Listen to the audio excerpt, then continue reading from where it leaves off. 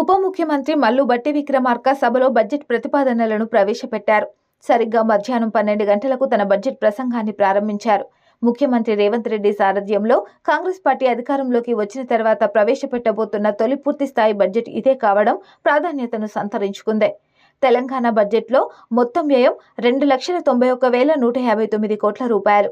Revenue వ్యయం 2,20,945 కోట్ల రూపాయలు. ఇక మూలధన వ్యయం మొత్తాన్ని 33,487 కోట్ల రూపాయలుగా బట్టి విక్రమార్క ప్రతిపాదించారు.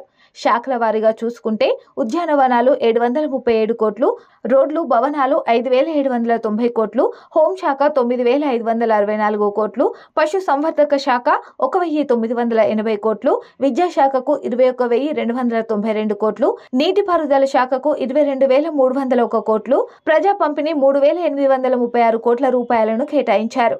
గృహజ్యోతి 2,418 కోట్లు, పరిశ్రమల శాఖ 2,762 కోట్లు, ఐటీ శాఖ 774 కోట్లు, 500 రూపాయల గ్యాస్ సిలిండర్కు 723 కోట్లు, అడవులు పర్యావరణ శాఖ 1,064 కోట్లు, ట్రాన్స్కో డిస్కమ్ 16,410 కోట్లు, వైద్య ఆరోగ్య శాఖ 11,468 కోట్లను ఇచ్చారు.